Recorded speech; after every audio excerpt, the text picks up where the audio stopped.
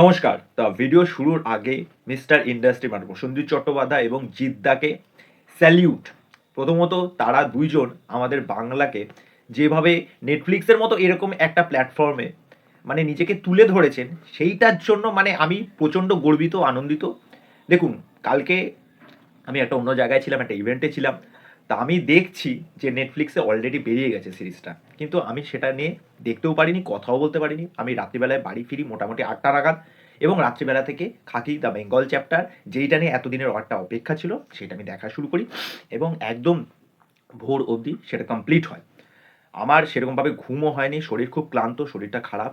তারপরেও এই সিরিজটা নিয়ে এখন এই ভিডিওতে কথা বলবো। তা আমি যখন এটার ট্রেলার বেরিয়েছিলাম তখন কিন্তু আমি বলেছিলাম যে এই যে নীরাজ পান্ডে যিনি হচ্ছেন পরিচালক, তার প্রিভিয়াস যে কাজগুলো আছে সেই কাজগুলোর প্রতি আমি এতটাই মন্ত্রমুগ্ধ হয়েছি এবং তার এর আগে একটা দুটো সিরিজ বা কাজ আমি দেখেছি, সেইগুলো কিন্তু আমার কাছে সেরকমভাবে ওয়ার্ক করেনি। কিন্তু এই সিরিজটা নিয়ে আমি যথেষ্ট এক্সাইটেড ছিলাম এবং একটা দিক থেকে আমার মনে হয় তিনি সেই ধারাটা কিন্তু বজায় রাখতে পেরেছেন।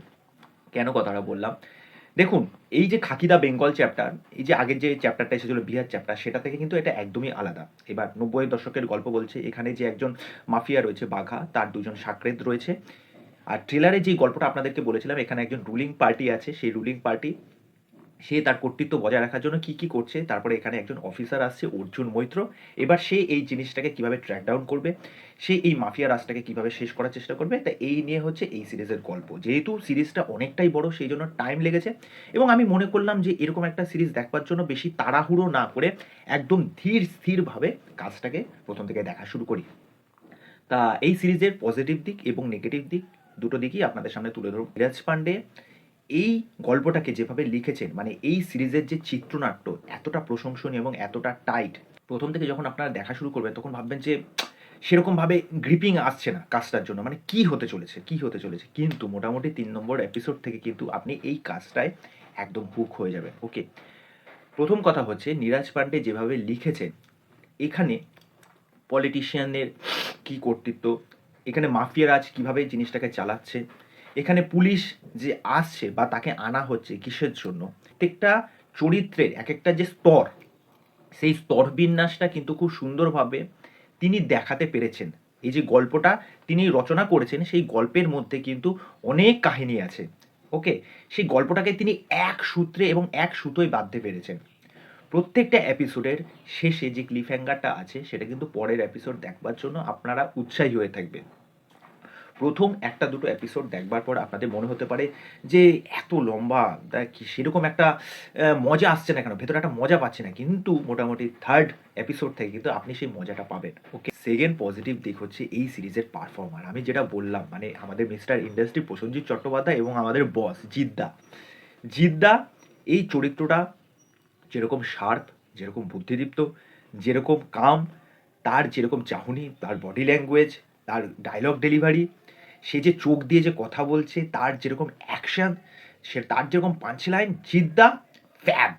মানে জিদ্দা এখানে অসাধারণ। জিদ্দার যেরকম এন্ট্রি হবে সেই জায়গাটা মানে সিটি মার।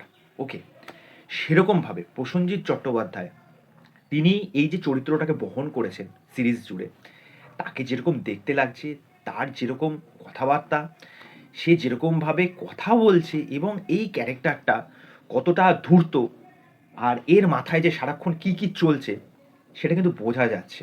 ওকে, তারপরে আছে শুভাশিস বাবু। শুভাশিস বাবু এবং প্রসেনজিৎ চট্টোপাধ্যায়, তাদের দুজনের প্রচুর কাজ আমরা দেখেছি। তাদের দুজনকে এখানে দেখতে কিন্তু বেশ ভাল লাগছে। ওকে, এখানে প্রসেনজিৎ চট্টোপাধ্যায়ের একটা সিন আছে, ওই সিনে আপনি প্রসেনজিৎ চট্টোপাধ্যায়ের অ্যাক্টিভিটি এবং তার পারফরমেন্সের সুইচটা শুধু দেখবেন লক্ষ্য করে। মানে কিভাবে একজন ভালো পারফর্মার তার চরিত্রকে এই চুটকি দিয়েতে মানে চেঞ্জ করে নিতে পারে, সেই জায়গাটা জাস্ট মজা। ওকে, থার্ড নম্বর পজিটিভ দিক হচ্ছে এখানে জিৎ এবং প্রসেনজিৎ চট্টোপাধ্যায় ছাড়াও অন্যান্য চরিত্ররা, ঋত্বিক ভৌমিক, আদিল, শাশ্বত চট্টোপাধ্যায়, মিমো, প্রত্যেকের পারফরমেন্স এবং প্রত্যেককে যেরকম স্পেস দেওয়া হয়েছে, তাদের চরিত্রটাকে যেভাবে লেখা হয়েছে সেটা এক কথায় দারুণ। এখানে আমি ফার্স্টেই যার প্রশংসা করতে হয় সেটা হচ্ছে ঋত্বিক ভৌমিক, দারুণ পাঠ করেছে। আমি অবাক, মানে ঋত্বিক ভৌমিকের আমি একটা সিরিজ দেখেছি ব্যান্ডিটস বলে, যেটা মিউজিক্যাল একটা সিরিজ, আপনারা হয়তো দেখে থাকবেন। সেখানে তার পারফরমেন্স আমার খুবই ভালো লেগেছে। কিন্তু এখানে তো তার ক্যারেক্টারটা একদমই আলাদা। মানে সে এখানে একজন গুন্ডা, এখানে তার পারফরমেন্স মানে অবাক করে দেওয়ার মতো। আতিল শেখ দারুণ, পরমব্রত চট্টোপাধ্যায় এখানে যে লেডি পুলিশ অফিসার, এছাড়াও অন্যান্য চরিত্ররা যারা আছে পার্শ্ব চরিত্র, তাদের প্রত্যেকের পারফরমেন্স খুব ভালো, খুব সুন্দর লেখা হয়েছে প্রত্যেকের চরিত্র। 4 নম্বর পজিটিভ দিক হচ্ছে এই যে কলকাতা ভিত্তিক অঞ্চল, তারপরে এখানকার অলিগলি রাস্তাঘাট, সেইগুলোকে যেরকমভাবে ইউজ করা হয়েছে, অ্যাকশন দৃশ্যগুলোকে যেভাবে ইউজ করা হয়েছে, প্রত্যেকটা অ্যাকশানে যেরকমভাবে জিদ্দাকে লাগছে, পেছনে ব্যাকগ্রাউন্ড মিউজিক, ওকে, ব্যাকগ্রাউন্ড মিউজিকের কিন্তু একটা ভাইটাল ভূমিকা আছে।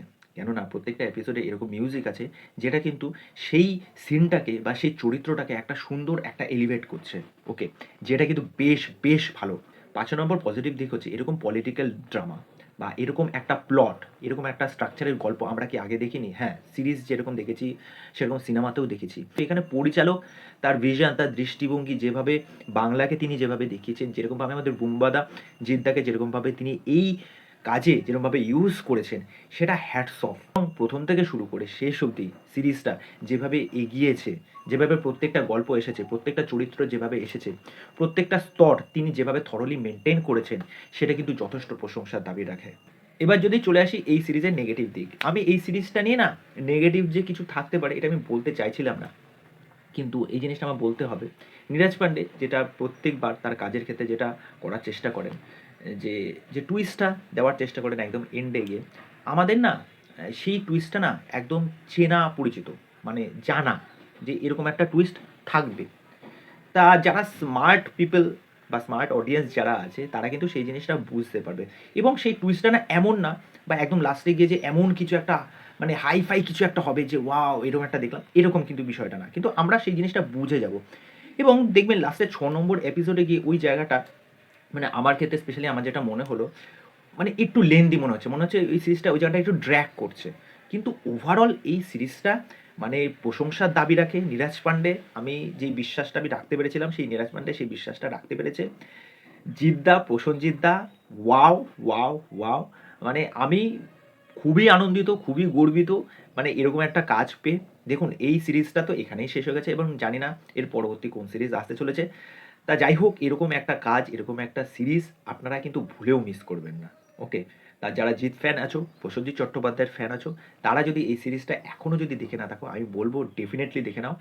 আর তোমাদের এই বিষয়ে কি মতামত সেটা অবশ্যই আমাকে কমেন্ট করে জানিও। তো চলো আজকে ভিডিও এখানে শেষ করছি, পরবর্তী ভিডিওতে দেখা হচ্ছে, বাই।